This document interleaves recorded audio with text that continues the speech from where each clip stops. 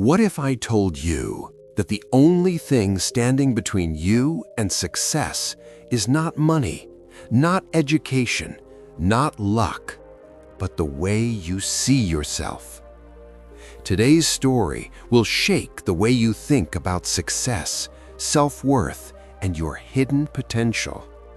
And by the end of this video, you may never look at yourself the same way again. So stay with me, because this story is not just a story, it's a mirror. Greatness has always started in the mind. Successful people don't become great by accident. They first believe, then they become. As Napoleon Hill once said, "What the mind can conceive and believe, it can achieve." But here's the real question. If thoughts are so powerful, why do so many people struggle their entire lives? Do they not dream?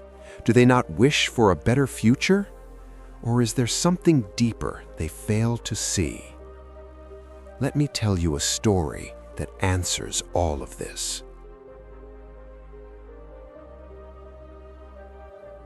In a crowded railway station, where trains arrived and departed every minute, lived a beggar. Every day he sat near the platform, holding out his hand, asking passengers for alms as they waited for their trains. Coins, occasionally a note. Mostly, people ignored him. This was his life, and he believed this was all he deserved. One afternoon, he noticed a man stepping onto the platform. The man was well-dressed, confident, successful. This man must be rich, the beggar thought. If anyone can help me, it's him. With hope in his eyes, the beggar approached and stretched out his hand. But instead of giving money, the businessman asked a question that changed everything. "Tell me," the businessman said, "do you only take from people, or have you ever given something to anyone?" The beggar froze. No one had ever asked him that before.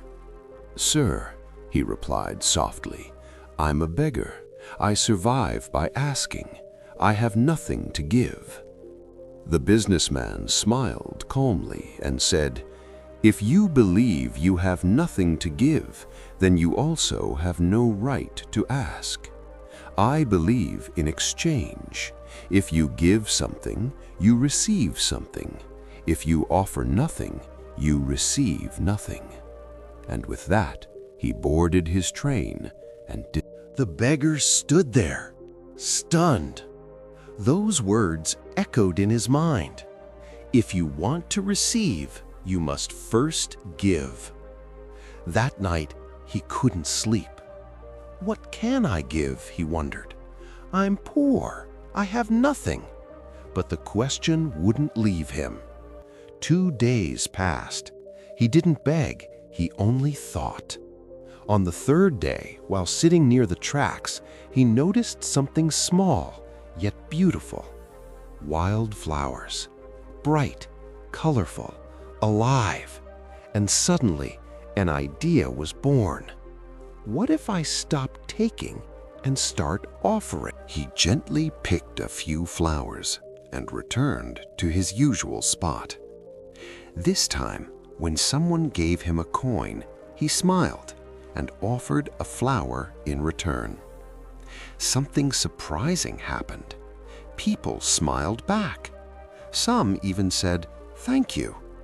For the first time in his life, he wasn't invisible.